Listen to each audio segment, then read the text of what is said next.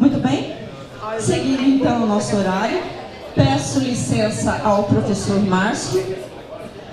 Professor Estevam, para quem não conhece, ele também faz parte da banca examinadora do processo seletivo de DHJUS. Seja bem-vindo. Eu peço licença que eu vou ficar de costas agora ao Márcio. Eu vou trabalhar lá embaixo. Então, vamos para a segunda fase do processo seletivo, que passa pelo projeto. Queiramos ou não, nós demos bastante destaque à preocupação que vocês devem ter com a prova escrita, por ser a primeira fase. Porém, contudo, entretanto, todavia, nós não podemos deixar, lógico, de ter preocupação com o projeto, porque na segunda fase, embora ele valha 50% da segunda fase, o projeto também, quanto melhor a nota, mais chances de você ter sucesso para a entrevista e para a classificação final. E um bom projeto elaborado também te ajuda imensamente a você deslanchar a sua pesquisa durante após o teu ingresso no DHJUS. Evidente, portanto, que a preocupação com o projeto, ele é válido. O que ocorre que eu gostaria de chamar a atenção de vocês? Os programas de pós-graduação, eles têm perfis diferentes. Isso também implica que o modelo de projeto pode ser diferente para cada tipo de programa. O que nós do DHJUS fizemos foi orientar o candidato, a candidata, para elaborar o seu projeto de pesquisa. Isso é um critério, uma colaboração que nós colocamos no nosso edital. Mas, dependendo do programa que você for prestar, você não tem isso. Normalmente, alguns programas deixam por conta do candidato elaborar o projeto. Alguns mencionam que se exige de elementos ou de seções dentro da elaboração do projeto, e alguns projetos têm assim 15, 16, até 20 seções, eu já vi, de projetos até para mestrado. Ou seja, ao final, dentro de um projeto de mestrado, às vezes você tem um documento de até 50 páginas. Não é o nosso caso do DHJUS. Se vocês puderem conferir o edital 01/2019 para ingresso 2020, já tem lá as orientações. Então, o que eu vou trabalhar com vocês é só em cima das orientações do que está no nosso edital DHJUS, tá certo?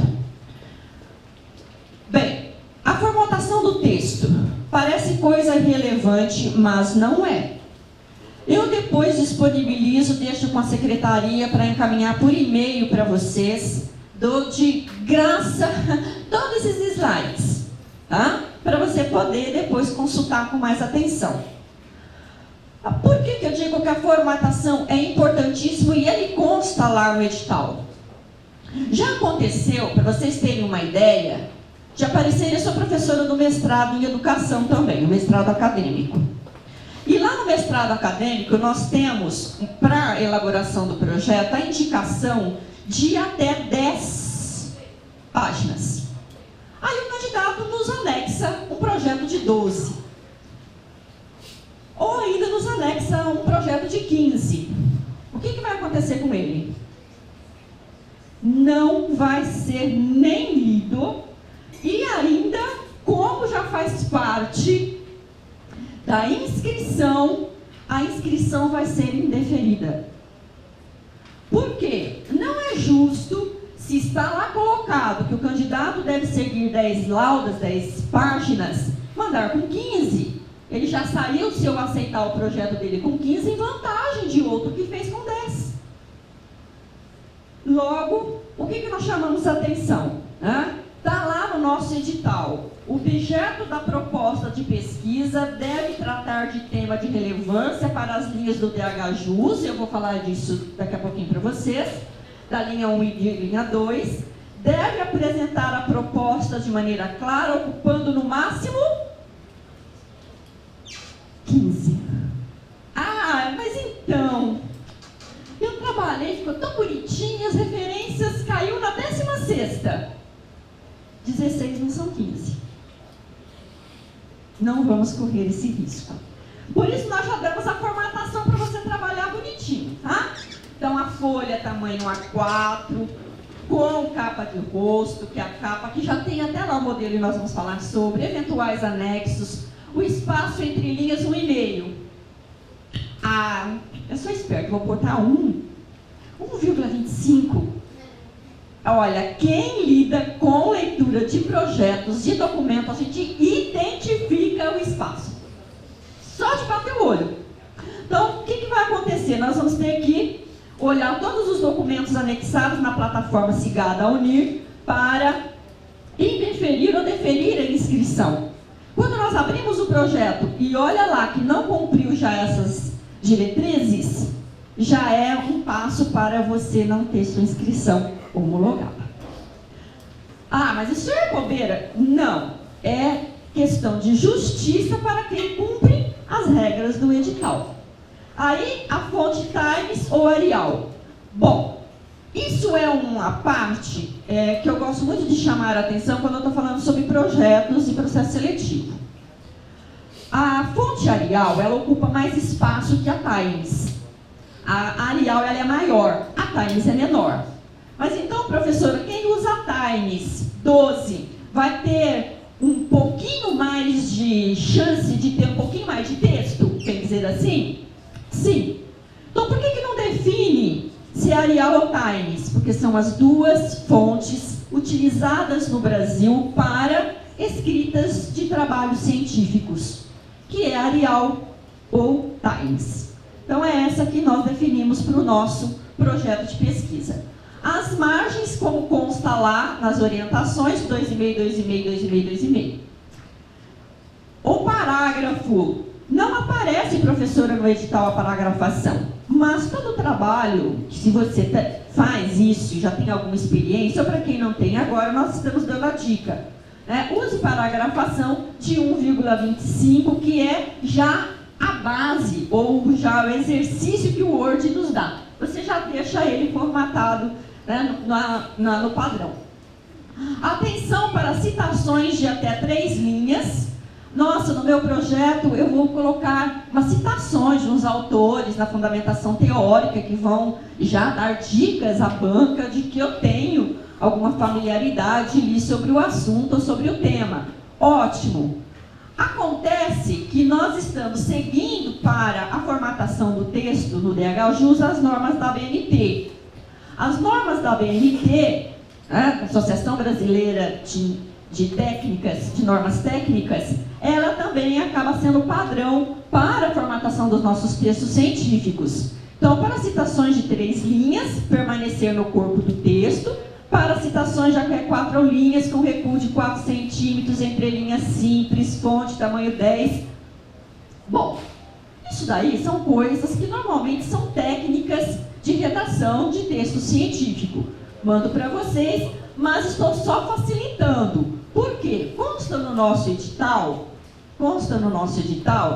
que você deve, para a elaboração do projeto científico, ou do projeto de pesquisa, se atentar ao que está lá. Então, uma coisa importantíssima é pensar se um trabalho de pesquisa é um trabalho científico. Um trabalho científico é só um sinônimo aí. Eu não tenho muita familiaridade ainda, é um mestrado profissional, eu não sou da área acadêmica ainda, estou só querendo aprender neste primeiro momento, porque eu quero fazer o mestrado como uma formação continuada. Ótimo! Então nós vamos começar a inserir você um pouco nessa realidade da vida de pesquisa. Então, para a elaboração do projeto de pesquisa, de um projeto científico, para qualquer lugar onde você for prestar, você deve se atentar a essas normas da ABNT. Tá? E a fim de orientar os candidatos, então, na segunda fase do processo seletivo, nós definimos um roteiro que serviu para a elaboração do projeto que está lá no edital. Aí vocês podem dizer assim, professora, a senhora está exigindo normas da ABNT? Normas da ABNT é pago, você tem que pagar para baixar. Eu já fiz uma tarefa aqui para quem se inscreveu e teve, né, essa vontade de estar aqui e ingressar no DHJuss. Você pode conseguir no 0800, onde? No 0800 na biblioteca da Unir. Tá? E até coloquei aqui, onde você pode conseguir as normas da ABNT para te ajudar a formatar o seu projeto. Na Biblioteca Central, nós temos já uma informação importante. Informa a comunidade acadêmica que, em parceria com representantes da plataforma CATS-GAB Web, Sistema de Gestão de Normas e Documentos Regulatórios, está disponibilizando acesso cortesia para consulta pública e viabilização da aquisição. O que você tem aqui, então, lá na biblioteca da Unir? Você tem aqui normas da ABNT. Lá nas normas da ABNT, como é que faz a introdução, como é que faz capa, como é que faz paragrafação, tá? Então, no 0800 está gratuito para nós, para que você possa fazer a elaboração do teu projeto e consultar outros trabalhos técnicos, tá certo? Maiores informações, acesse o site da Biblioteca Central Unir. Lembrando, portanto, que a nossa função enquanto professores dar as dicas, então, para vocês. Aí está lá no edital 01/2019, o que você tem que colocar na capa? A capa já é o nosso primeiro elemento pré-textual do projeto. E nós já recebi e vi projetos encaminhados lá no DHJuss que não seguiu isso. Tá? Ou esquece ou não se atenta ao edital. Então, tá lá o modelinho. Agora, atenção aqui, né? Ó, consta no edital assim, eu só copiei do que vocês têm lá no edital. As informações devem ser apresentadas na seguinte ordem. Nome da instituição, por quê? O programa DHJuss é um programa da Unir, é um programa da Universidade Federal de Rondônia, em parceria com o TJ Temeron. Então, nós professores, todos que trabalhamos no DHJuss, somos professores da Unir. Vocês, quando passarem nesse processo seletivo, vocês serão alunos da Unir. Chique, né? Nós somos alunos da Unir. Aí, qual é o outro nome da instituição? Do programa, né? É o Programa de Pós-Graduação, Mestrado Profissional em Direitos Humanos e Desenvolvimento da Justiça. Atenção! Não coloque o seu nome. Nós não queremos saber quem é você. Agora, o título do projeto, eu até destaquei aqui. Não coloque o nome, porque às vezes eu tenho um projeto já pronto e eu estou corrigindo para esse processo seletivo e esqueço de revisar e boto e mando o nome. Já aconteceu, Márcio? De aparecer nome? Então, delete, nós não queremos saber de quem é o projeto. Aí o título do projeto, que eu vou falar sobre ele daqui a pouquinho. Porto Velho, que é o local da instituição, Porto Velho Unir, e o ano. O ano, tá aí. Então, este é o nosso primeiro elemento que deve ser formatado bonitinho, para que já a apresentação do teu projeto tenha,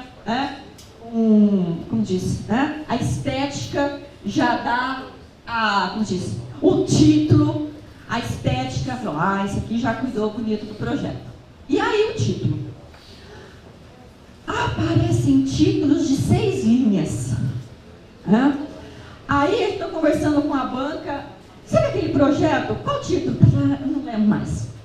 Só consegui lembrar a primeira, já não consigo falar todas. Atenção para o título, sim, do teu projeto.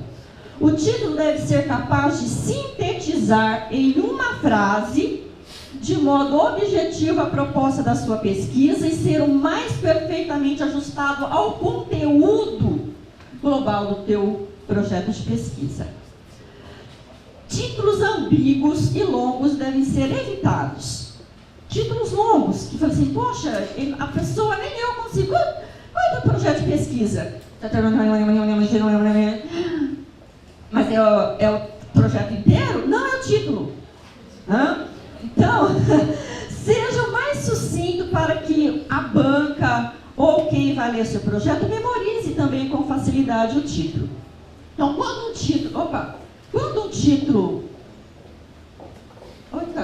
título for mais longo, se necessário, pense na subdivisão, subtítulo. Lembra o trabalho da Juliana, que foi apresentado, que tem um título longo, mas o que ela fez? Ela colocou o título forte do trabalho dela, 2 pontos e um subtítulo. Então pode trabalhar nisso, mas procure, portanto, se então for longo, usar este mecanismo de subdivisão em um subtítulo. É uma boa dica para o teu projeto, já na tua capa, tá bem? Aí aparece no teu trabalho, aparece no edital, a identificação do projeto. É copiar e colar, tá? A identificação do projeto. Agora, atenção, o título do projeto você vai repetir, mas veja que você já está na segunda página do teu trabalho, né? Área de concentração. A área de concentração do nosso mestrado é Direitos Humanos e Acesso à Justiça. Quando a UNIR, os professores que trabalharam nesse projeto de pesquisa, de mestrado, a UNIR encaminhou para a CAPES, porque nós precisamos ser aprovados por um órgão superior, que é, logo, quem avalia os nossos programas é a CAPES, Programa de Pós-Graduação Estricto Sensu é a CAPES, e quando nós encaminhamos a CAPES, nossa área de concentração encaminhada no nosso projeto foi Direitos Humanos e Acesso à Justiça. Mas nós precisamos, quando nós elaboramos o projeto, tratar de linhas de pesquisas que pudessem contemplar as pesquisas dos docentes que fazem parte do programa. O que vai estar aqui, então, na identificação do teu projeto? Olha, professora Cidinha, eu vi seu currículo e minha proposta de projeto se encaixa um pouquinho lá num projeto de pesquisa que a senhora tem, que eu vi o seu Lattes. Então, o que eu vou ter que fazer para saber que identificação que eu vou ter no projeto? Se eu sou da linha 1 ou se eu sou da linha 2 do programa. E onde eu vejo isso? Olha aqui, meu amor. Eu quero o site do DHJUS. Você vai acessar o site do DHJUS, unir.br. Aí, aqui você tem, abre aqui para nós, por favor. Aqui tá.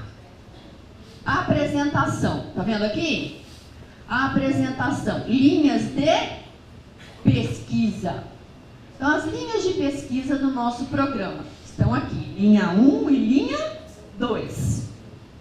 Olha lá. Qual é a linha 1? Direitos Humanos e Fundamentos da Justiça. Significa que para as pesquisas dessa linha nós temos um grupo X de professores.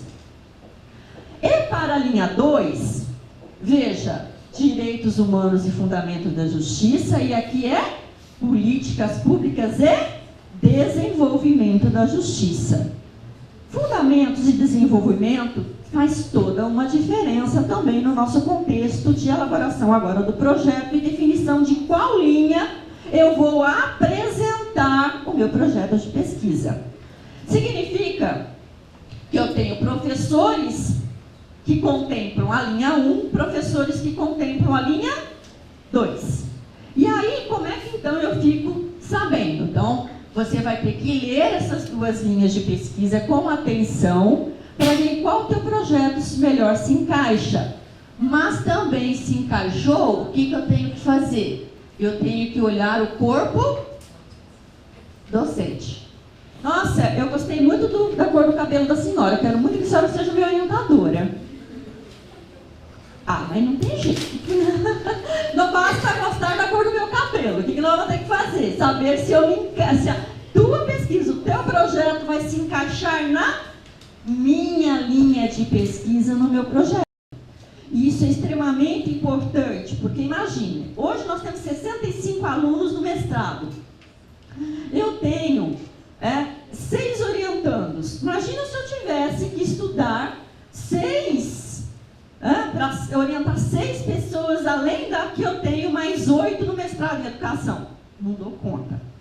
Então, o que vocês precisam? Dica: o candidato ou a candidata é que vai se adequar à linha de pesquisa do orientador previsto.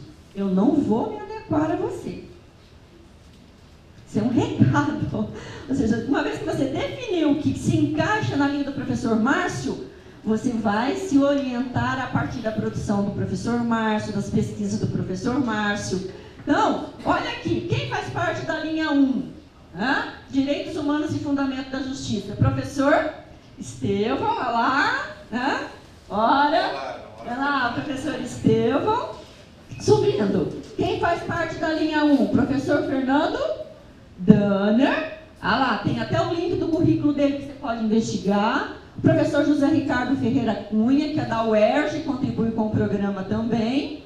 A professora Patrícia, o professor Rodolfo, de Freitas Jacarandá. São professor Márcio, que vocês já conheceram, são da linha 1 de pesquisa.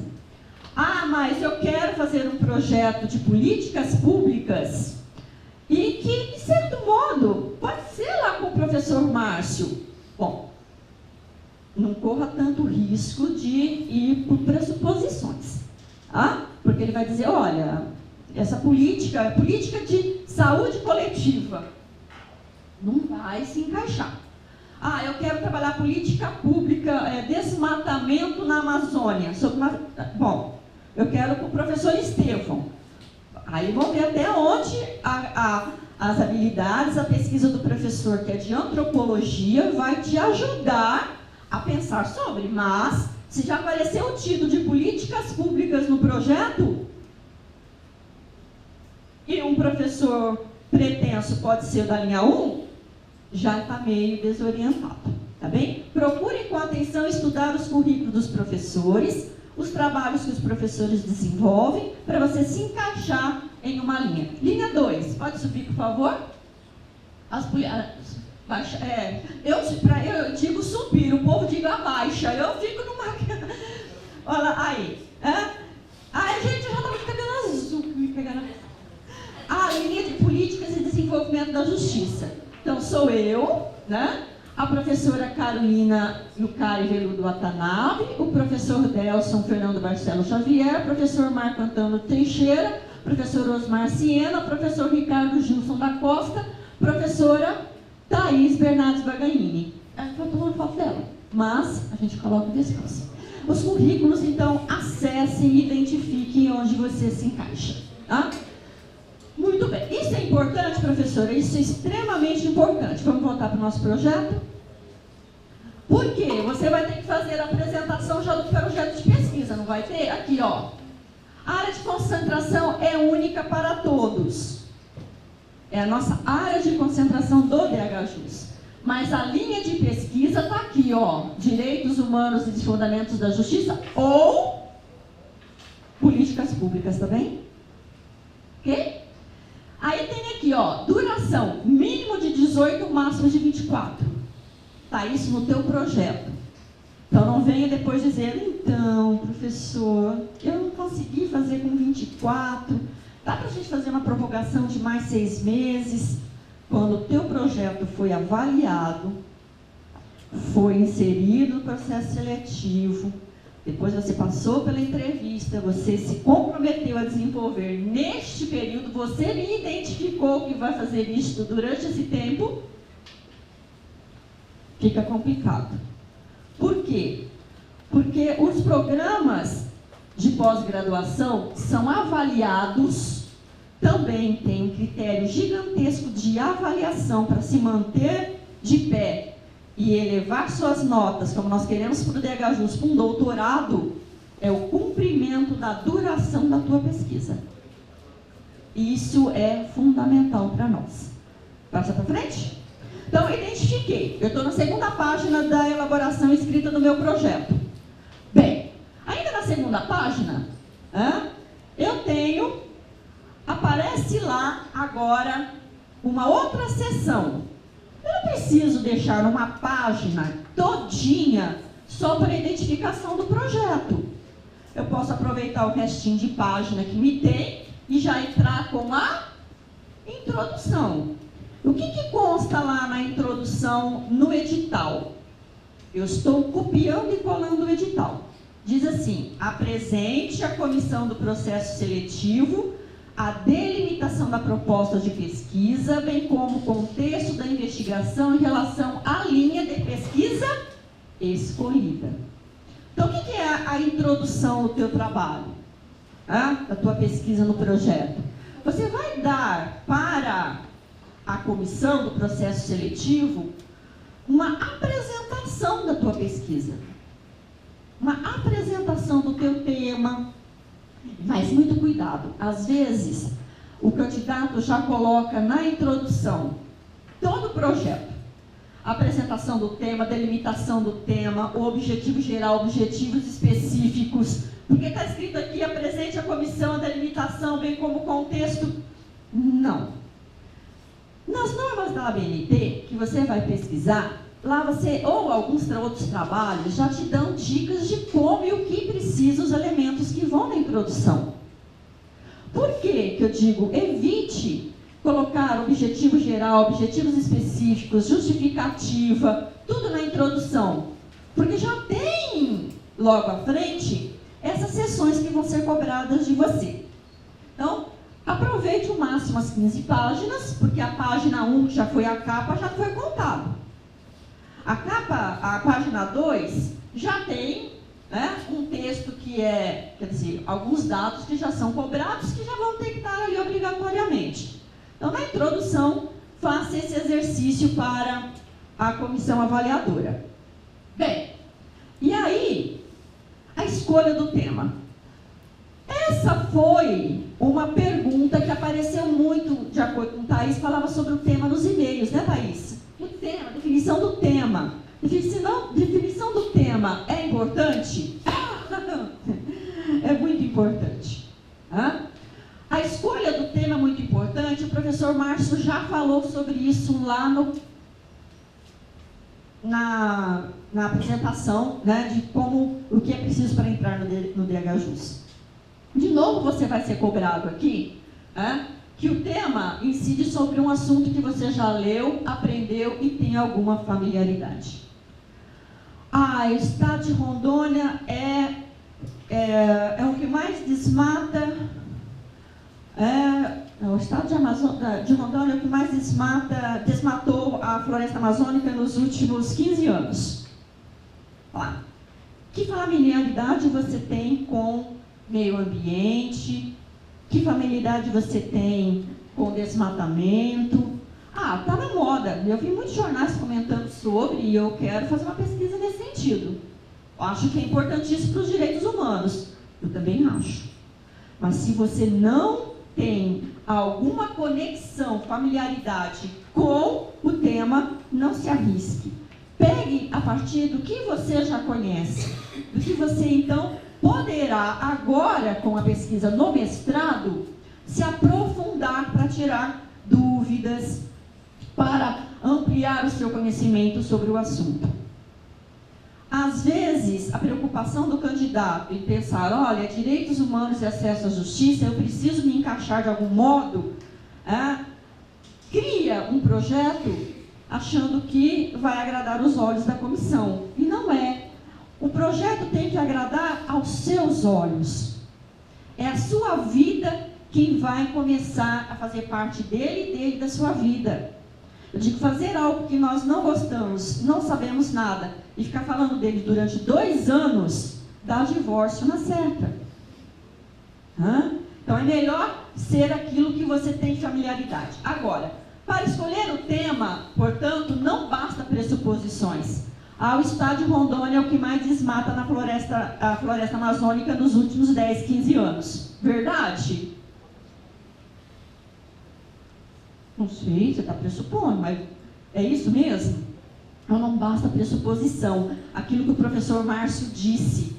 Comece a trazer para o teu trabalho, para o teu projeto, dados, conhecimentos que você já tem de causa, estatísticas. Demonstre que, olha, eu me recordo que teve um projeto que uma pessoa se propôs a desenvolver algo na área de educação, foi isso? No último processo seletivo, que eram dados e dados, que não sabia de onde tinha tirado os dados. Aí a banca começou a olhar, a pesquisar, não tinha nada a ver com o que estava escrito no projeto.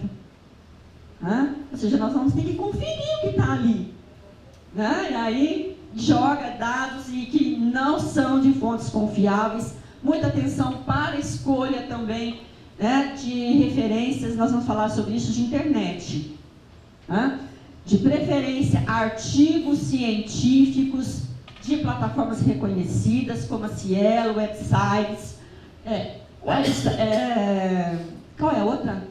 Scopus, qual outras? Verifiquem aí as de referências, evitem aquelas que podem ser simplesmente fáceis de consultar, mas que não têm caráter científico. Bom, deve considerar a relevância e a atualidade da sua escolha, o seu conhecimento a respeito, a sua preferência, a sua aptidão e ligar, para lidar com o assunto escolhido. Poxa vida, eu tenho tudo isso aqui, mas não tem nenhum professor do programa que se encaixa. E aí? O que eu faço da minha vida? Como é que eu me perdoo nisso? Eu sei tudo. Olha, é fácil de você, quando conhece, avaliar a disponibilidade do que você tem, a sua aptidão, para se adequar, sim, às nossas linhas. Certo?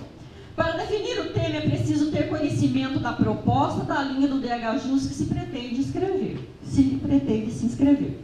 Certo? Então, não adianta você colocar as duas linhas de pesquisa na apresentação do teu projeto. Tá bem? Não adianta, eu quero uma ou... Eu não. Nossa, o edital exige uma ou outra. Tá certo, turma? Bem, então, escolhi o tema. Olha aí, beleza. Vou passar no DHJUS. Agora, vamos para um exercício aqui para ajudar vocês. Depois de escolhido o assunto, eu sei tantas coisas, mas o que pode colaborar com o DHJUS? O que posso colaborar com a sociedade? Escolhi o tema, é preciso delimitá-lo. Porque não adianta eu querer abraçar o mundo em 1 ano e meio, 2 anos. Eu não dou conta. Nós precisamos delimitar o nosso... eu fiquei sem o meu... Deixa eu pegar aqui, porque eu preciso controlar meu tempo. Controle de tempo é fundamental. Vou deixar meu computador aí. Meu Deus. Tá. Não, você vai passando as horas que eu preciso aí, tá bem? Turma, olha aqui, o tema, que é uma pergunta que apareceu nos e-mails.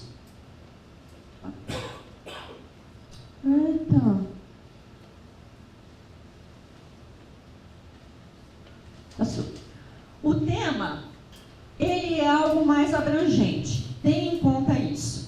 Ele é algo mais abrangente. Então, vamos imaginar que eu já tenho um tema. Às vezes você já tem o tema, que você precisa agora tratar, filtrá-lo, deixar agora o teu projeto com mais condição de atender ao que está posto no edital. Então, o tema é o assunto da pesquisa. Então, eu trouxe um exemplo aqui. Vamos imaginar que eu tenho interesse e que tem um fenômeno que me chama muito a atenção no Brasil, que é a violência no trânsito. É um tema. Meio ambiente. desmatamento na Amazônia. É um tema. Imagina que se você chega aqui querendo estudar a violência no trânsito no Brasil. Em 2 anos, como nós vamos conseguir isso? Meio ambiente e desmatamento da Amazônia. É um tema, mas como que eu vou conseguir fazer um trabalho em 2 anos tratando do desmatamento na Amazônia? Eu preciso, então, agora que eu tenho o meu assunto geral, o meu tema geral, eu preciso delimitar o meu tema. E isso vai ser importante no seu trabalho. Aqui eu tinha dado, portanto, um exemplo bem amplo, né? A violência no trânsito e as políticas públicas para o trânsito. Nossa! Violência no trânsito, onde? Quando? Por quê? Que políticas públicas? São tantas. Tem políticas públicas da saúde, políticas públicas da educação, políticas públicas... Ah lá, está muito amplo. Eu preciso, então, delimitar o meu campo de observação. Aqui a delimitação pode ser até, para usar a terminologia que eu uso do Rútil, de definir o meu campo de observação. Este campo, então, vai comportar o local, que é o nosso recorte espacial, as circunstâncias, que é um recorte temporal, e a população a ser estudada. Por quê? Violência no trânsito acontece em todas as cidades no Brasil. O Brasil faz parte de um dos países que mais tem violência no trânsito, de todos os aspectos. Agora, o que eu preciso então fazer? Vamos olhar aqui a delimitação do tema aqui para você se ater. Como é que faz isso? Que possa te ajudar. Um primeiro critério, eu não falei que era o espacial, o local. Então, é preciso delimitar o quê? O locus da sua observação. Lá, violência no trânsito. Onde? Vamos lá, então, eu preciso agora delimitar o meu local da observação. Certo é que o parâmetro espacial escolhido vai implicar nos resultados da sua pesquisa. Olha, eu quero estudar a violência no trânsito da cidade de Porto Velho. E o outro, eu quero estudar a violência do trânsito na cidade de Ouro Preto do Oeste. Os resultados vão ser totalmente diferentes. Logo, nós sabemos que o local ou a dimensão espacial da delimitação do teu tema vai fazer diferença na tua pesquisa. Professora, mas eu quero estudar a violência do trânsito no estado de Rondônia. É? Como nós vamos dar conta disso? Quantos municípios nós temos? 52. E os distritos? Lá, então o que eu preciso fazer? Preciso delimitar o meu local de observação. Isso é importantíssimo, porque nós vamos então começar a funilar o nosso tema e o nosso interesse. E aí vem o temporal, que é um outro critério de delimitação. Eu sempre digo isso para meus alunos, assim, é importantíssimo nós termos isso em mente para que o teu projeto tenha êxito final. Porque se você não tiver para onde você quer ir, fica mais difícil atender o final do projeto.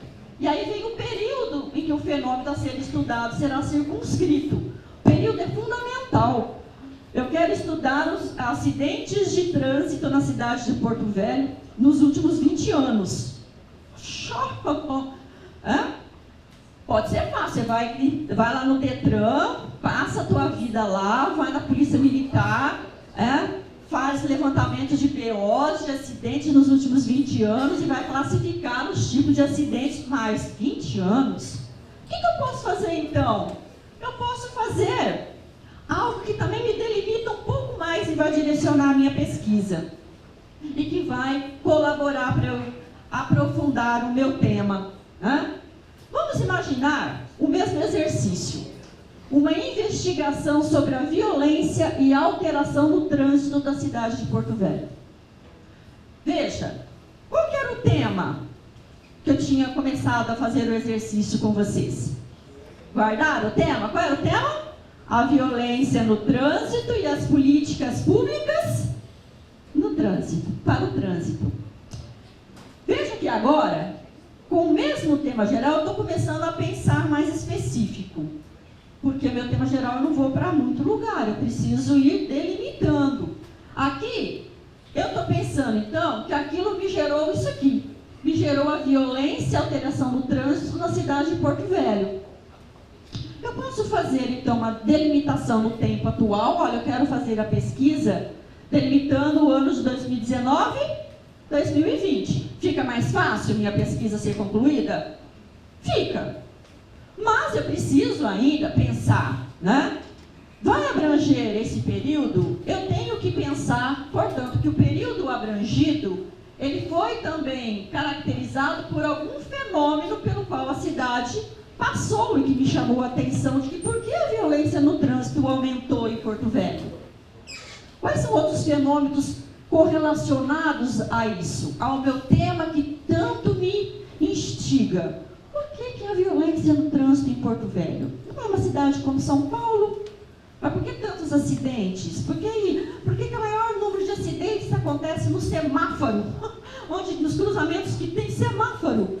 Eu digo para meus alunos, a gente tem que fazer uma pesquisa por que o amarelo virou passe, né? Então, é assim, esses fenômenos são importantes para me relacionar também na delimitação do tema.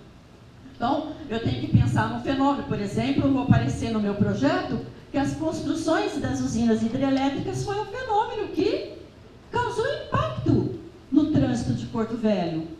Ou que ainda a facilidade de linhas de crédito para aquisição de automóveis e motos, que foi uma política de governo, também causou impactos no meu tema. Então, eu estou delimitando, eu estou dando informações mais precisas do que eu pretendo fazer a partir do meu tema geral. Ou ainda, a violência no trânsito de Porto Velho e o projeto Direção Responsável. Nem sei se tem, mas eu não falei de políticas públicas. Mas qual política pública que eu quero? Eu quero um projeto de direção responsável. Eu vou fazer um estudo de caso lá na escola Peninha, que tem um projeto de direção responsável. O exercício que eu estou demonstrando então para vocês, eu estou achando, vocês estão cansados, respiram, né? Vocês ainda nem sentaram no computador, né? Sentaram na frente do computador para começar a escrever, já estão cansados?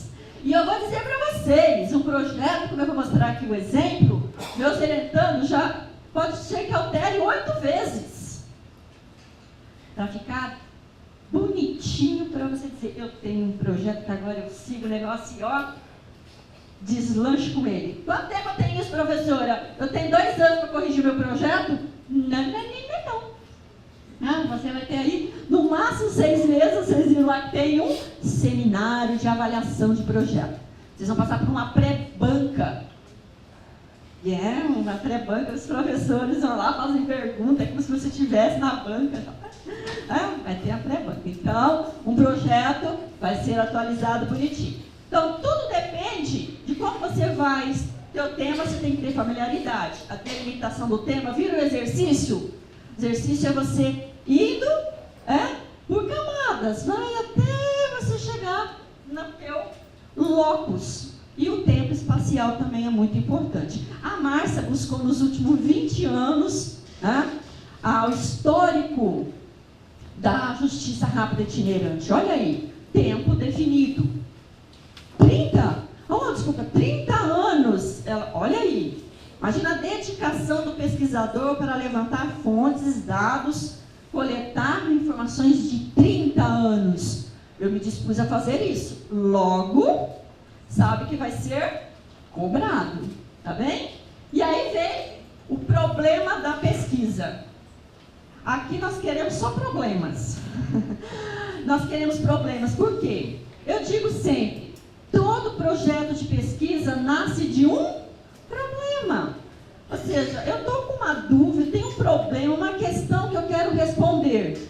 O mestrado, por meio das disciplinas que eu vou cursar, das orientações que eu vou ter com os professores, das leituras que eu vou fazer, eu posso encontrar a solução para o meu problema. E aí consta lá, no nosso edital, O que é o problema de pesquisa?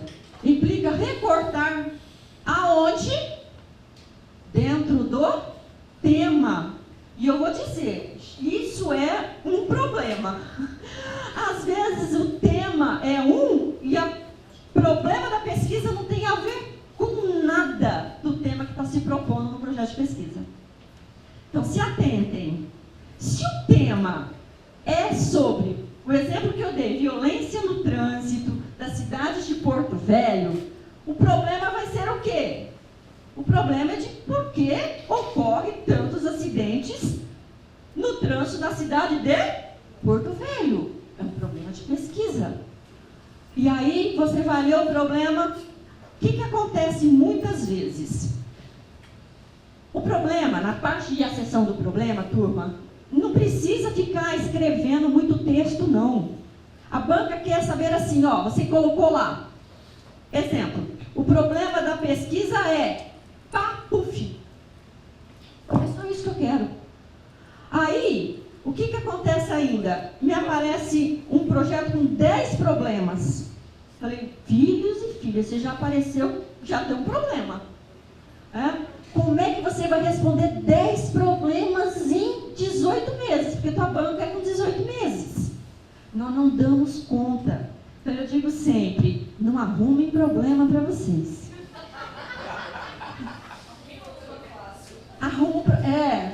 Não pense em muitos problemas, não, mas tem um que mais te instiga. Eu digo assim, o que é a pesquisa? É uma instigação, é algo que está te incomodando.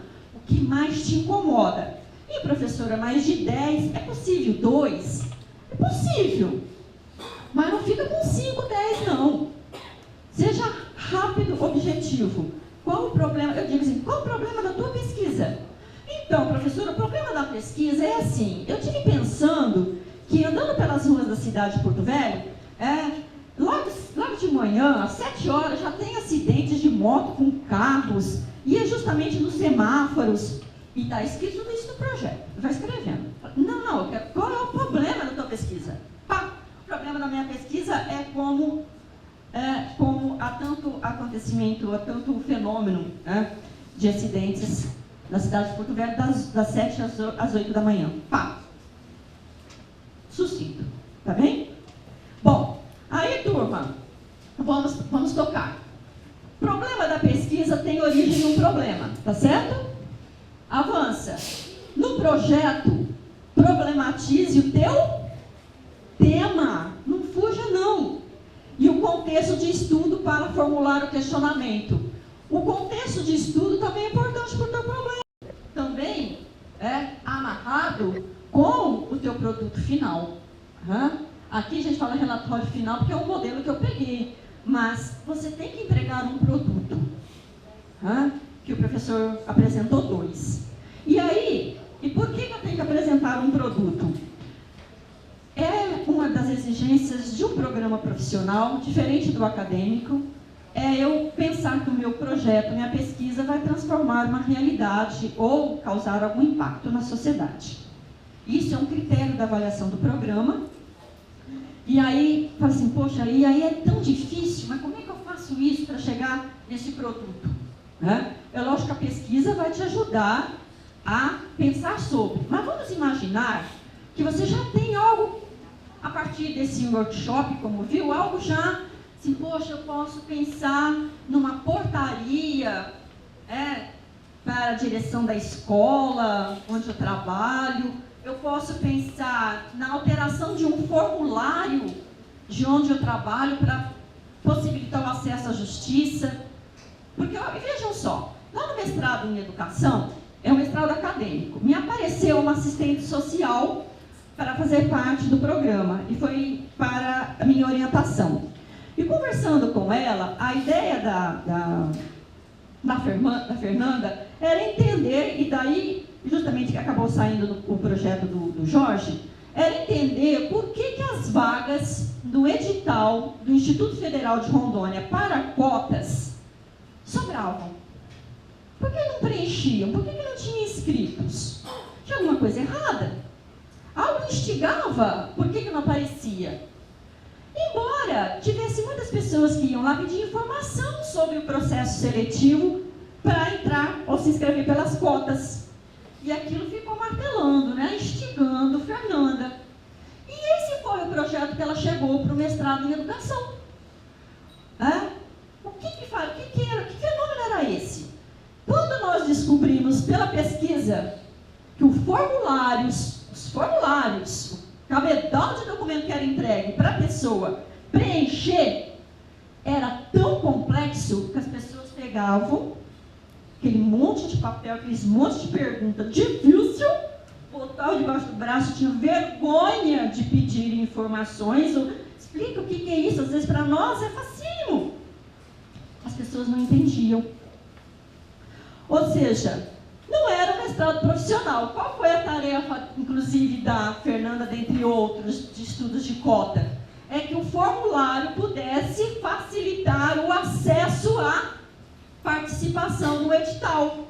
Logo, a participação edital é um processo de acesso à justiça. Veja a educação marcada, e não era nem do DHJuS. Quando o Jorge veio conosco, né, falando sobre um projeto riquíssimo sobre linguagem e sobre comunicação e tal do TJ, que isso instigava muito ele, nós tivemos que trazer, então, para uma perspectiva interdisciplinar, porque eu não sou juíza, ele é, então como é que nós vamos conversar? Nós vamos conversar de dois modos. Eu sou da área de educação e comunicação, você, com o teu conhecimento, vamos chegar a um produto. Que aí tem que aparecer aqui, né? Quando você vai entregar teu produto? O produto, turma, eu vou dizer para vocês, ele é da primeira turma de 2017. Ele defendeu em 2018.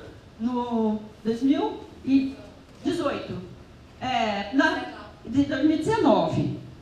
Até hoje, até semana passada, e essa semana, segunda-feira, nós estamos ainda trabalhando no produto. Ou seja, não é porque você defende que você deu tchau para nós, de beijinho, beijinho. Você vai estar conosco por mais 5 anos. Não é, Márcio? Não é, Estevão? Por quê? Porque a CAPES pede. Boa pergunta. Gostei. É exatamente isso. Mas por quê? Você tem que ter vínculo com o programa, não é tudo aqui, mas o contato e essa manutenção vai ser por 5 anos. Então a entrega do produto não é para a instituição, é para a CAPES? Não, é para a instituição, mas nós somos avaliados pelo tempo que você entrega. E também. Mas a efetividade do produto? Nós vamos testando, nós temos que testar. Nós temos que fazer o negócio funcionar. Espera lá. Pode ir. Então nesses 5 anos vai ficar fazendo o quê? Vai vendo. Veja, gente, tem uma questão que é a seguinte: para a avaliação de programas da CAPES, a gente tem uma porção de regras, tá? E de critérios. Um dos critérios é o acompanhamento dos egressos. Tá? Egresso é forte, verdade. Então, houve uma proposta no último seminário em Brasília para mudar esse termo para alumni e não egressos, porque exatamente, foi justamente o que foi colocado. Eu até falei, bom, de certa maneira é a mesma coisa, ficam presos a nós e a gente é muito... Mas enfim, e a gente faz tortura, inclusive. Veja, eu estou brincando. Isso é brincadeira. Aliás, é muito brincadeira. Veja, a gente tem que acompanhar os egressos, tá? O nome ainda é esse, dado pela CAPES, tá? Porque a gente precisa ter uma informação para a CAPES sobre qual é o impacto que a formação que nós estamos dando, né, está gerando, né? Qual é o impacto que a gente tem nos egressos. Ou seja, se vocês fazem um mestrado conosco, vocês desenvolvem uma certa pesquisa, acabou, defendeu, vocês vão fazer outra coisa, a princípio o mestrado não foi muito útil para vocês. Então, o que a gente precisa é informar a CAPES, né, sobre aquilo que vocês tiveram depois como consequência da sua formação na carreira de vocês. Tá? Por isso a gente pede tanto que vocês tenham projetos que sejam vinculados à ação, à profissão de vocês, à formação de vocês, para que vocês possam depois dar continuidade a isso, não só como pesquisa, né, talvez um doutorado, coisas assim, mas também na atuação que vocês podem ter, dando palestras sobre o tema, fazendo formação sobre o tema, ou mesmo implantando algum tipo de projeto na prática. Tá? Então, é isso que nos interessa. Então, quando a Cida fala sobre o vínculo que vocês vão ter ainda por 5 anos conosco, é porque a gente vai ficar 5 anos pedindo a vocês que mandem informações para a gente. Tá? Para aqueles que são servidores do Tribunal de Justiça, que são magistrados ou magistradas, é tranquilo, a gente consegue acessá-los fácil. Né? Para quem é do Universal, é um pouco mais difícil, porque a gente, por vezes, perde o vínculo. A pessoa se muda, a pessoa vai fazer outra coisa e tal. Então, a gente tem uma política de acompanhamento de egresso que a gente está aprimorando ainda para a gente conseguir ter essas informações. Então, é isso que ela está se referindo. E é óbvio, a gente já tem isso, né? A primeira turma que já se formou, continua participando dos nossos congressos, continua pedindo para participar dos grupos de pesquisa e tudo isso. Então, a gente tem muita gente que continua vinculado, não porque a gente obriga, mas porque a pessoa quer. Tá? Então, não, acho que não tem como a gente avaliar o que vem depois da titulação. A gente, na verdade, só pede as informações. A gente precisa ter ainda as informações de vocês. Exatamente, perfeito. Então, a gente precisa informar. A gente tem um momento na sua cultura que a gente informa, na verdade, o que é que os nossos egressos estão fazendo, entendeu? E a gente precisa também colocar na nossa página. Então, é importante. E veja, uma coisa que vocês devem ter em mente sempre é, quando a gente faz um programa de pós-graduação, né, a Cida fez o dela, eu fiz o meu, eu tenho orgulho de dizer onde eu me formei. Por quê? Porque a nota na CAPES é nota 6, 7 é o máximo. Né? Ou seja, é um programa de excelência. Nós vamos ter a próxima avaliação agora, e a avaliação depende, em muitos casos, daquilo que os mestrandos fazem. Né? E as mestrandas, que são as que têm mais sucesso, segundo a Cida, está correta. Então, a gente depende muito de vocês. E vocês, à medida que tem um programa no qual vocês se formaram e tem uma nota mais elevada, vocês, obviamente, abrem portas com isso. Então, quando alguém chega aqui e diz, olha, eu fiz mestrado ou doutorado na Unicamp, fiz na UFSC, fiz na USP, aí a gente fala, poxa, o programa é nota 6, é nota 7, poxa, essa pessoa tem uma ótima formação.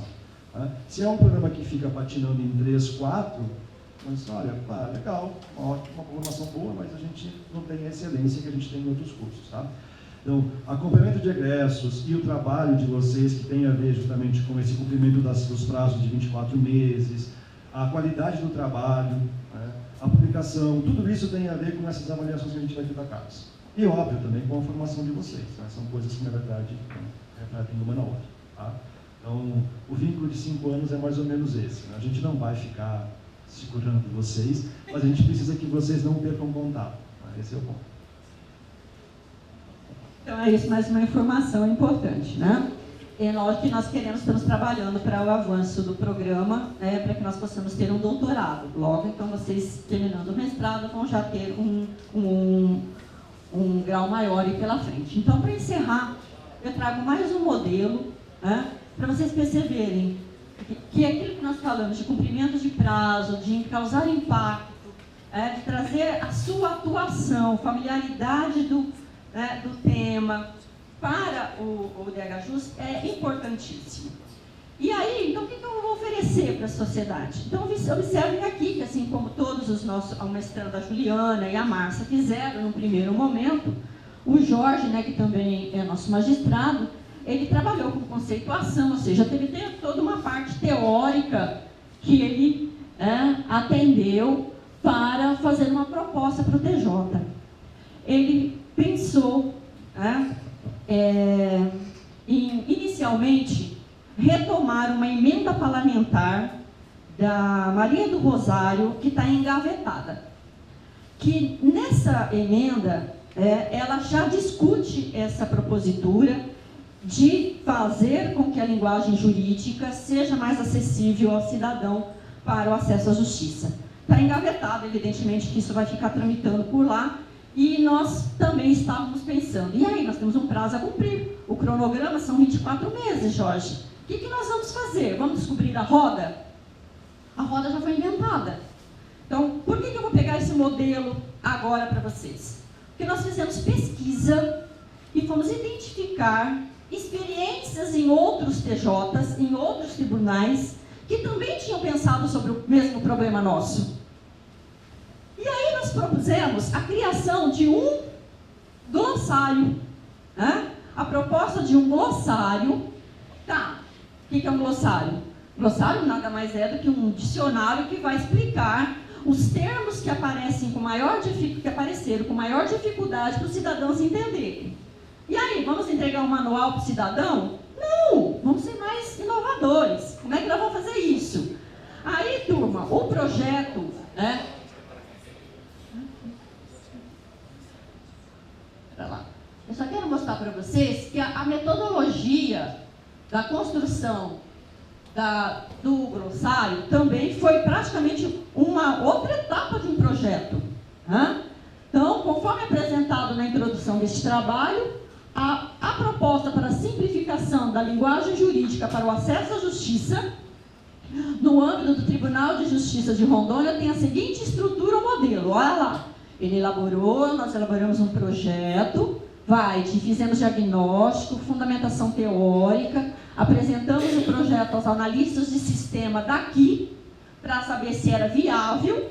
Nós viemos aqui na Secretaria de Tecnologia, Comunicação e Informação. Pessoal, nós estamos com esse projeto aqui. É viável o TJ implementar? Por quê? Senão eu crio e depois ele fica na prateleira. Fizemos todo um trabalho, viemos aqui, agendamos, conversamos, apresentando o projeto do produto, tá? Olha só, esse é um projeto do produto que nós fizemos. E aí a função do glossário, para que serviria, justificamos com medida, até com teoria também, né? O envolvimento, quem envolvemos, os valores, está disponível lá no THJus, tá bem? Então fizemos todo um roteiro para explicar como funcionava, ou seja, eu preciso vender meu peixe, né? Eu preciso que o TJ compre o nosso projeto DHJus para funcionar aqui, claro, né? E vou trazer só uma folhinha assim, ó, né? Aí não virava. O que foi o trabalho do Jorge depois? Ele foi nos processos e criou um glossário, olha lá, está no trabalho. E aí, eu vou explicar agora como é que vai funcionar, e encerro com isso, para vocês não ficarem com fome no almoço. Veja, foi pegando termo a termo, e ainda nós pensamos assim, ainda tem linguagem difícil aí, Jorge, vamos ver aqui como é que vai fazer. O que ele fala? Qual é a nossa proposta?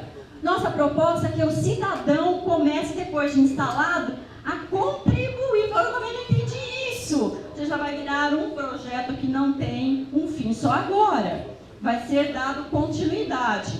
Mas algumas coisas vocês vejam que é uma tentativa de tentar que a linguagem jurídica seja traduzida na linguagem informal do cidadão. Poxa, que legal, né? Abre o filme para mim.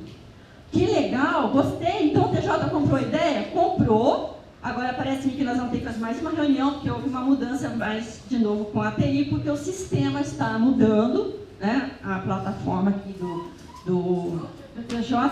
Agora, onde vai estar disponível? Vai estar, foi um modelo que nas nossas pesquisas nós descobrimos que um tribunal já faz. E eu vou mostrar para vocês como é que funciona lá e como é que vai funcionar aqui. Bora aí. Você consegue entender a linguagem jurídica? Olha, algumas coisas, né? Não tudo, porque na verdade a minha área é contabilidade, né? Eu sou contador, mas alguma coisa a gente tem que ter um certo domínio, mas muito pouco. O trabalhador, você acha que entende? Não. O trabalhador, dependendo do nível de escolaridade dele, pior ainda, né? Ele não entende nada, é zero. Você sabe o que é carta precatória? Não. Sabe o que é notificação? Não. Antecipação de tutela, sabe o que é? Sei. É mais comum do que se imagina a população não entender a linguagem jurídica. Numa audiência, por exemplo, a conversa entre juízes e advogados nem sempre é compreendida pela parte interessada, que desconhece o significado dos termos empregados nos processos jurídicos. O secretário-geral do Sindicato dos Trabalhadores no Comércio de João Pessoa fala com experiência. A gente faz 300 rescisões, em média, por mês, e a gente vê a dificuldade até de explicar a rescisão para o trabalhador. Você imagina na linguagem jurídica como é difícil de entender. Não consegue de jeito nenhum. Acho que as sentenças na justiça teriam que ser com uma linguagem mais fácil, mais objetiva assim, para os trabalhadores. Em máquinas como essa, qualquer pessoa pode acompanhar a tramitação de um processo na Justiça Trabalhista, mas de nada vai adiantar se ela não entender o que está escrito. Uma nova ferramenta implantada traduz a linguagem jurídica. Todas as consultas processuais da Justiça do Trabalho na Paraíba já possuem o serviço. Na página do tribunal na internet, ao acessar o processo através do número, basta colocar o cursor na ação referente à tramitação, que aparecerá a explicação em uma linguagem usual. O serviço foi implantado pela Secretaria de Tecnologia da Informação para orientar o cidadão que, mesmo sem conhecimento jurídico, saberá o que está acontecendo com o seu processo. A Comissão de Informática do Tribunal do Trabalho da Paraíba sempre teve uma preocupação muito grande quanto à tradução do que ocorre nos processos do tribunal numa linguagem em que o jurisdicionado, especialmente o cidadão, ele tivesse conhecimento do que aconteceu efetivamente no seu processo. Em função disso, se criou uma tradução das tramitações mais comuns dos processos judiciários trabalhistas, e o cidadão pode, dessa forma, saber efetivamente, em linguagem bastante usual, o que aconteceu de fato com as tramitações, com as movimentações do seu processo. Nota de foro expedido CPM Vai ser mais oficial, ou por menos esse exemplo, exercício. quer dizer que foi Cidadão enviada vai a comunicação à parte clicar ou no ao termo, advogado vai aparecer através de oficial de a justiça tradução ou que ele pelos fez correios. na linguagem Carta precatória informal. devolvida cumprida. Carta precatória é o instrumento utilizado pelo juiz para solicitar a realização de diligências em locais fora de sua atuação. Neste caso, o ato objeto da carta precatória foi cumprido. O presidente da seccional na Paraíba da Ordem dos Advogados do Brasil afirma que a iniciativa faz a justiça ficar mais perto da população. O Tribunal Acesso do Trabalho, à justiça. aqui na Paraíba, Direitos humanos. disponibilizando uma ferramenta dessa tão importante, ele está prestando um serviço de informação precisa e clara ao trabalhador. E, sem dúvida, vai trazer uma enorme facilidade para aquelas pessoas que queiram saber como está o seu processo, que tenham dúvidas acerca de uma palavra dentro do dicionário jurídico, ela tenha plena ciência e saiba realmente como se encontra o seu processo. Obrigada. Viram como é possível? O que nós fizemos? Como é que nós descobrimos isso? Durante a pesquisa. Durante a pesquisa. Então, pode ser que nós possamos pegar experiências de outros tribunais, experiências de outras escolas, experiências de outras instituições, ou experiências mais diversas. O que me leva ao resultado final para atingir o meu objetivo, que é a parte mais importante do que porque eu quero entrar no DHJUS, é a pesquisa. Por isso que nós pretendemos, espero ter cumprido alguma das nossas preocupações nesse workshop, eu e o professor Márcio. Muito obrigada.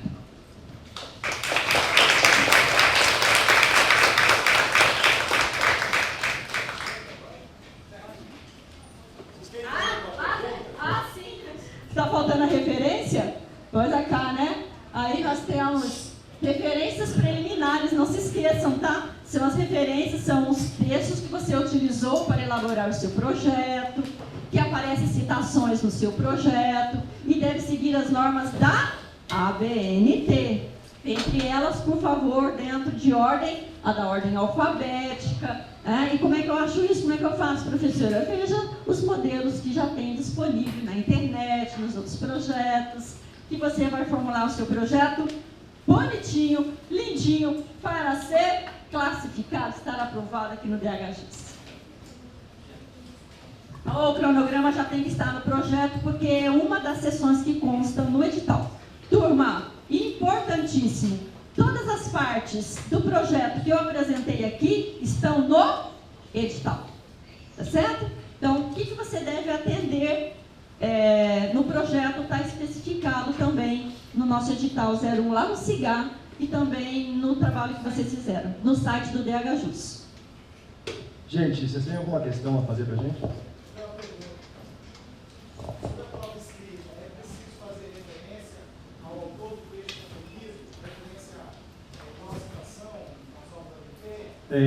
Você não vai conseguir fazer citação porque você não vai ter o texto, né? Então, as provas são sem consulta. Então, na verdade, você vai fazer referência, como por exemplo, você vai responder uma questão que a gente já coloca na questão, olha, segundo tal autor, no texto tal, diga tal coisa, né? Quando você vai fazer a resposta, é importante que você crie, segundo o autor tal, né, e aí você continua. Não pode ficar vago, né? A gente não pode... tem vezes que aparecem respostas que não fazem referência ao autor do texto, isso também não é bom. Então, diga que você está falando do autor do texto, né, para a gente não confundir com opiniões próprias e tal. Tá? Aliás, não coloquem suas opiniões nas respostas, isso não é bom. Não nos interessa. Desculpa. Brincadeira, gente. É porque, na verdade, é sobre o autor e são 30 linhas, então vocês têm que falar sobre o autor. Tá? Vejam, uma coisa que vocês talvez fiquem, às vezes, perdidos é sobre o tema. Como é que eu escolho o tema? Olhem a lista do que já foi feito no DHJUS. A gente tem já no nosso site bastante informação sobre isso. Conversem com as pessoas que já fizeram o programa ou estão no programa. Tá? Só, obviamente, não repitam o mesmo projeto, porque isso não vai dar certo. A gente vai dizer, já tem um sobre isso já está fora. Tá? Mas vocês podem dar continuidade a uma pesquisa que já foi feita, como, por exemplo, vamos citar de novo um orientando meu, e não é porque, de novo, porque são os mais trabalhos, é porque é o que a gente tem mais proximidade. O Roberto, que é magistrado aqui também, fez um projeto muito interessante, uma pesquisa sobre a lei antidrogas. Né? E a gente, na verdade, identificou que os indivíduos que eram apreendidos com drogas eram normalmente negros e pobres, 97%, se não me engano, negros e pobres. Pobre significa abaixo de 2 salários mínimos mesmo. Né? E jovens. Né? E geralmente em lugares públicos ou periferias. A gente não teve nenhuma apreensão em boates, em locais onde pessoas de classe média ou média alta estão normalmente. Então, e os tipos de drogas são geralmente também vinculados a pessoas mais pobres. Então, o que a gente teve? A gente, na verdade, elaborou um perfil e tal. Bom, o que faltaria fazer aí? Um monte de coisas. Um monte de coisas. Por exemplo, quem é encaixado como traficante? E por quê? A gente tem inúmeras pesquisas pelo Brasil inteiro que já trabalham com isso. Mas isso poderia ser uma perspectiva daquele que na verdade, agora não apreendido como usuário, mas sim que vai ser encaixado como traficante, então vai ser processado como traficante. A gente não fez pesquisa sobre isso. Qual é a quantidade que tem sido normalmente levada em conta, se existe algum critério de localidade, como em São Paulo, por exemplo, acontece. Enfim, como é que isso é normalmente colocado? Então, assim, isso é uma sequência da pesquisa que poderia ser feita. É o mesmo tema, mas aí agora com um recorte diferente que vai mais para a segurança pública, mas continua trabalhando com uma questão que afeta direitos humanos e a justiça. Tá? Esse é um exemplo, vocês podem trabalhar com vários outros, a gente tem diversos projetos que já foram iniciados, esse mesmo do Jorge pode ter sequência com outros projetos que trabalhem na mesma perspectiva. Né? Então, pensem nisso, tentem trabalhar com temas que vocês sabem que podem se encaixar com a gente, mas, de novo, não repitam projetos já feitos, porque isso é para zerar.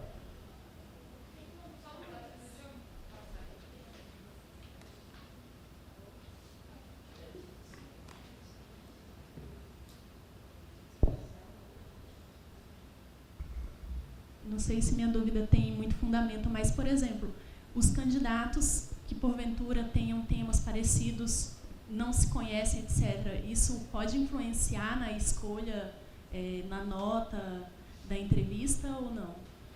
Não, você vai entrar no critério de melhor projeto. Quer dizer, quem tem o melhor projeto entra. É óbvio que os projetos vão ser... A gente teve já em algumas turmas candidatos que foram aprovados e que tinham 2, 3 projetos que eram muito parecidos. Né? O que acontece? O que a Cida mostrou aqui e o que eu também tentei mostrar para vocês vocês vão trabalhar esses projetos depois. Então, a gente pode mudar as perspectivas, a gente pode fazer recortes diferentes, você pode ter, por exemplo, um recorte temporal para um e um recorte temporal para outro, você pode ter variáveis distintas sendo usadas para poder trabalhar com um e que não vai ser usado no outro. Então, a gente consegue fazer isso no programa. Tá? Então, o fato de você ter um projeto que seja parecido com um outro que você desconhece, por vezes, não vai te afetar, a menos que você tenha um projeto muito ruim. Ou então que o outro é muito melhor, ele vai ter uma nota maior e você não vai entrar. Então, assim, mas não é pelo tema. O que eu estou dizendo não apresentem o mesmo tema, porque isso vai cair. Na entrevista a gente vai tentar ver onde é que você quer chegar. Se você disser, eu quero chegar onde outros já chegaram, bom, eles já chegaram, eles já nos levaram lá. A gente não quer, mas a gente já está indo para frente. Então, isso já é uma pesquisa que não importa para a gente. Notem, uma coisa que vocês devem ter em mente sempre, o mestrado não é, neste nosso caso especificamente, pura formação de vocês. Ele é, na verdade, a formação de vocês mais um projeto que tem que ter um impacto social. Tá? Então, assim, a formação de vocês é importante, mas o impacto social que essa pesquisa vai gerar é muito importante também. Tá? Então, se vocês não puderem apresentar uma pesquisa que vá gerar algum tipo de impacto, a formação de vocês pode acontecer, mas seu impacto ela não importa. Tá? Então, pensem sempre nisso. São as duas coisas, a minha formação mais o que eu posso contribuir com essa pesquisa. Recursos públicos sendo utilizados em prol da comunidade. Tá? Essa é a ideia. Só mais uma questão, eu acho que pode ter gerado a dúvida. Por exemplo, falando sobre tema. Nós tivemos na nossa primeira turma um grande número de candidatos que tratavam sobre violência contra a mulher. Acho que foram 4 ou 5, né? Nós tivemos uns 4 trabalhos sobre que acabou discutindo. Chegaram ao final, então, 3, né, sobre violência contra a mulher.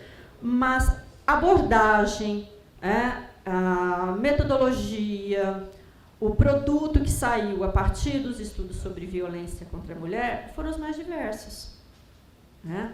Agora, o que creio que também pode chamar a atenção que o professor Márcio está dizendo, eu vou ali no DHJUS, vou olhar os produtos, vou olhar as dissertações, os TCCs, que nós chamamos de TCC, preferimos, trabalho de conclusão de curso para o mestrado com um produto final. E aí eu quero me embasar mais ou menos no que está ali. Não é fazer uma cópia, uma ideia de colagem ou bricolagem do que já está feito. Né? Você pode tratar sobre violência da mulher por uma outra perspectiva que vai trazer para nós algo assim que, poxa, isso não foi ainda trazido para o programa. Né? Um exemplo que o professor Márcio deu, eu tive justamente com as 3 pesquisas concluídas com violência à mulher, que foi o meu orientando Haru. O Haru, para ter uma ideia, ele terminou também em 2019 e está trabalhando o produto final até hoje. A partir do que ele, enquanto juiz, fez um trabalho junto às mulheres encarceradas em Ji-Paraná. Por quê? O fenômeno que ele tinha aqui era algo que nós já sabemos. Assim, ele sabia que o fenômeno de crescimento da população carcerária feminina em Rondônia cresceu muito, no Brasil cresceu muito. Mas aí ele se especificou com as mulheres encarceradas em Ji-Paraná, que é o lugar de atuação dele.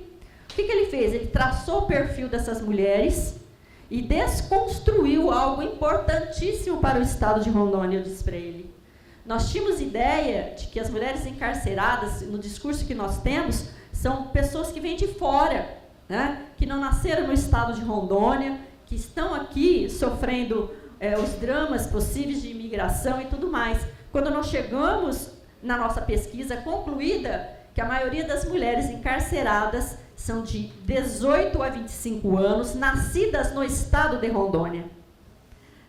E por qual motivo? Sempre que nós sabemos quem são os encarcerados, né? Eram mulheres, que tinham sido levadas ao crime por meio dos seus companheiros ou maridos. E simplesmente era discutir a Lei Maria da Penha. Mas a Lei Maria da Penha, todo mundo está se discutindo. Vamos trazer para a nossa realidade, ver o que está acontecendo? Quando nós chegamos a um produto final, que além de um projeto de lei que nós queríamos alcançar junto aos nossos deputados, e queremos ainda, que é o reverso da Lei Maria da Penha, que tem esse vácuo justamente para atender as mulheres nessa situação, de como elas são levadas a cometer crime, né? Não porque elas quiseram, mas também porque foram, muitas vezes, obrigadas a cometerem crimes, levando drogas para os maridos, levando drogas para os seus companheiros. Né? E aí, o que nós descobrimos? Que a maioria das mulheres de 18 aos 25 anos que estão encarceradas não tem ensino fundamental, não tem ensino médio e não tem ensino superior completos. O que nós vamos fazer? Agora, nós vamos trabalhar com uma história em quadrinhos, a história de vida dessas mulheres, porque ele fez entrevista, virou uma história em quadrinho que nós vamos trabalhar nas escolas. Nós vamos trabalhar com as meninas na escola para saber como foi que essas mulheres chegaram lá. E como elas, por meio da educação, né, do conhecimento, da escola, de fazer com que a educação seja fundamental para elas e que uma política pública do Estado de Rondônia seja fundamental, que o investimento na educação do seu Estado não leve mulheres, homens ou adolescentes a cometerem crimes. Percebe? E era violência contra a mulher e Lei Maria da Penha.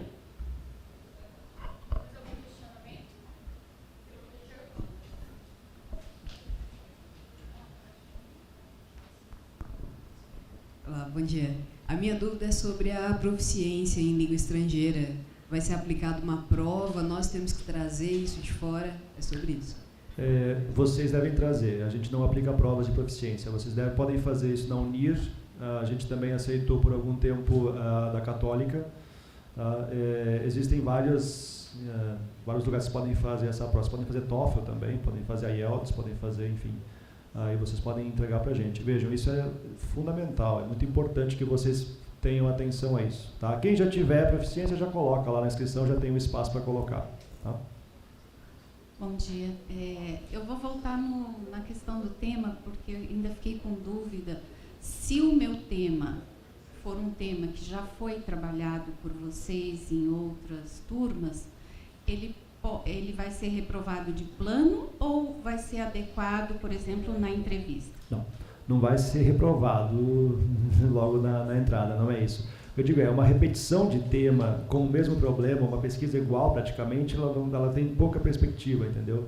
Mas vai depender muito, porque se você mostrar que você pode ter, talvez, domínio sobre o tema e pode avançar para um problema um pouco diferente e tal, fazendo algum recorte diferente, isso pode te ajudar.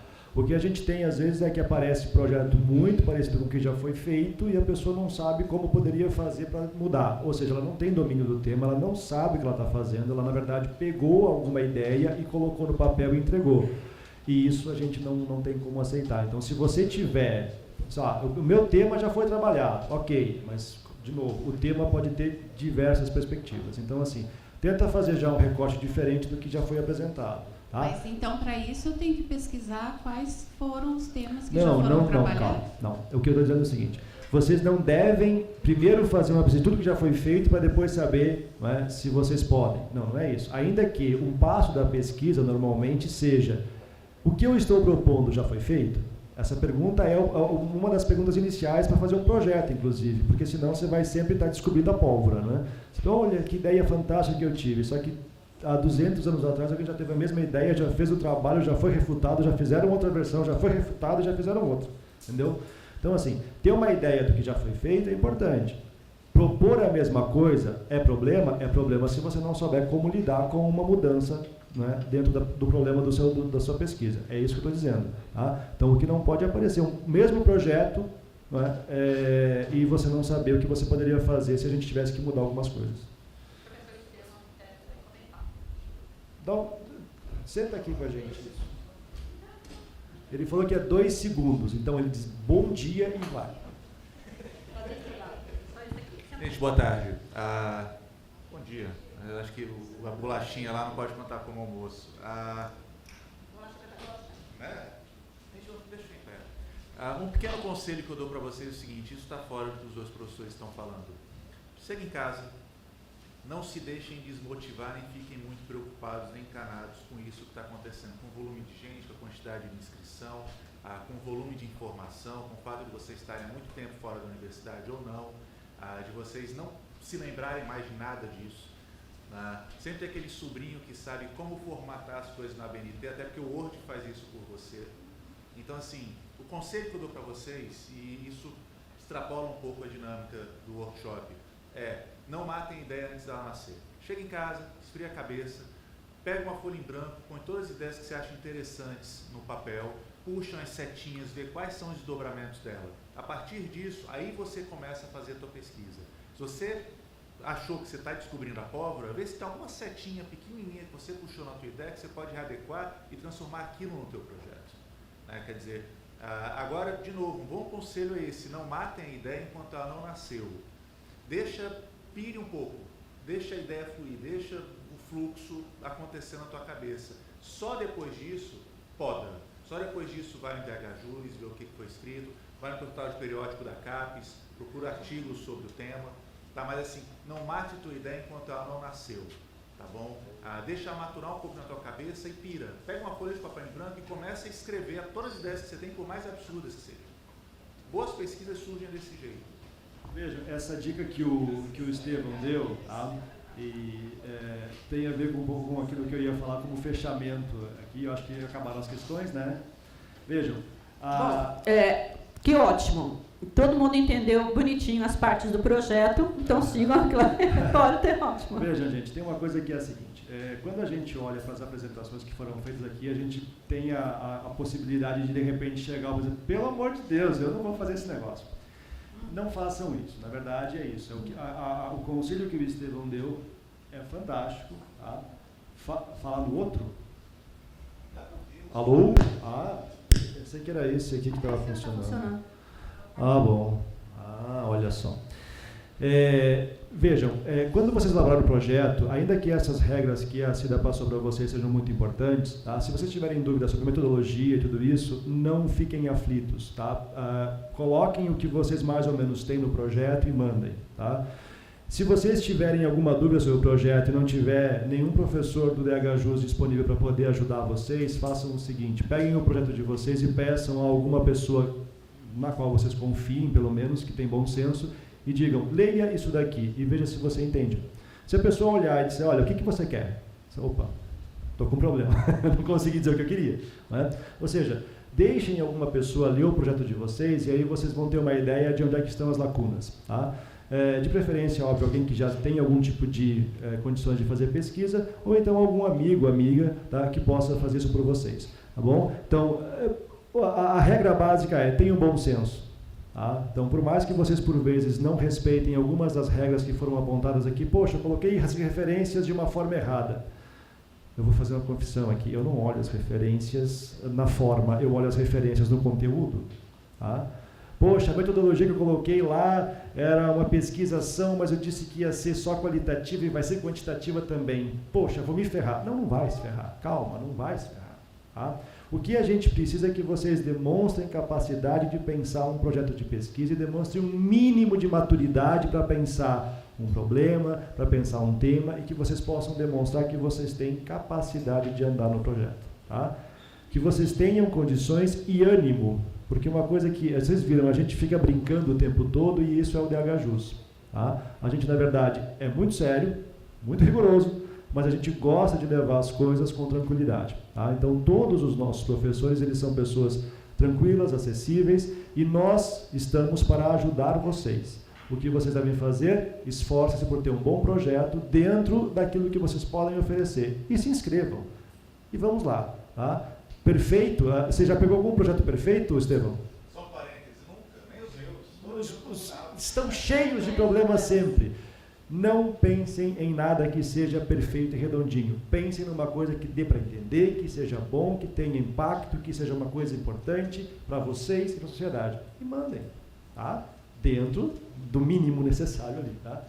Tem um recado do Café com Lattes? Algumas vezes eu comecei, parei com isso, mas tem um podcast meu que está no Spotify, tá? Nas plataformas de podcast. Eu tenho que atualizar isso, mas um dos episódios desse podcast é como começar uma pesquisa. Então, assim, você está em casa, está de bobeira, tá, mete o Spotify lá no carro, vai ouvindo, para não se desmotivem, tá bom? Quem tiver um tempinho, tem boa parte do que a Cida estava colocando aqui, está aí também. Anotem aí, a gente pode fazer um link depois lá no DHJUS para o pessoal poder acessar mais fácil. Né? Eu acho que a gente pode fazer isso. Gente, tinha uma última dúvida que a gente me passou, que era sobre uma tabela de pontuação de produção que está no edital. Ela está no item 7, Thaís. Essa tabela de pontuação do Lattes, gente, ela é, na verdade, só para critério de desempate. Tá? Contudo, vocês devem anexar na inscrição de vocês um PDF do Lattes de vocês. Tá? E o Lattes deve estar atualizado. Ou seja, quem não tem currículo Lattes não vai conseguir fazer sua inscrição. Primeira coisa. Segunda coisa, o Lattes você não faz de um dia para o outro. Não tem como preencher o Lattes de um dia para o outro. Vocês vão fazer agora a inscrição, vai entrar no ar, aí vai online, aí você vai lá, joga dados, manda para a CAPES, que aí faz o trabalho de colocar no outro dia na plataforma. E aí vocês baixam, fazem o PDF e mandam para a inscrição. Ou seja, vocês vão demorar pelo menos uns 4 ou 5 dias só para terem o formulário do Lattes. Para preencher, se vocês fizeram muitas coisas, e certamente fizeram, vocês vão demorar mais muito tempo. Então, assim, não deixem para a última hora. Muita gente não conseguiu fazer a inscrição no ano passado porque deixou o Lattes para fazer no dia da inscrição. Às vezes demora 24 horas para o CNPq atualizar e registrar o currículo que foi feito no dia. Mas aí, o que a gente tem aí é critério de desempate. O item 7 está lá, sobe um pouquinho só, Thaís, por favor. Essa é a tabela, mas aí no item 7 está lá descrito, critério de desempate, tem maioridade e tal, e pontuação no Lattes, tá bom? Então é para isso que a gente vai... mas as erratas não vão mudar nada.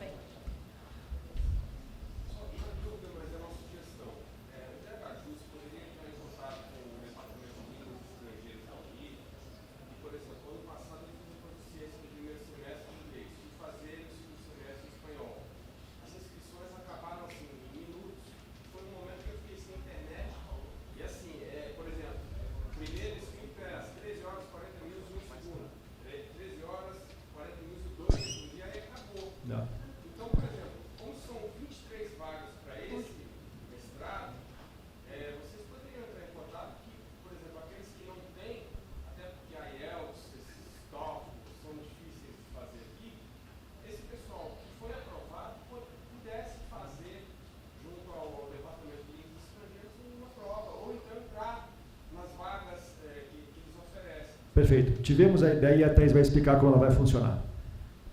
Nós já entramos em contato com a universidade, né?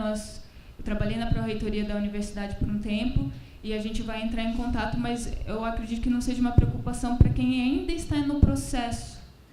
Depois da aprovação, vocês podem ficar tranquilos que a gente vai viabilizar os meios junto à universidade, já que o programa é da UNIR.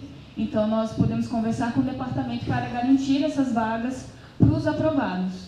Né? Enquanto ainda está nesse processo, a preocupação é com a seleção do BHJUS. Após aprovados, aí sim, a proficiência e tudo mais, e nós vamos auxiliar vocês sim, sem preocupação. Só um adendo também, que quem tem a proficiência, tem aprovação, vale por 2 anos. Então, já pode se livrar, coloque agora na inscrição, também já fez mais uma parte concretizada. Mais alguma coisa, gente? Não, né? Chega, deu fome agora. Né? Bom, ok, espero pessoal. ter colaborado com a proposta. Esperamos vê-los todos na seleção e, com certeza, também na próxima turma. Tchau, tchau. Boa sorte a todos e todas.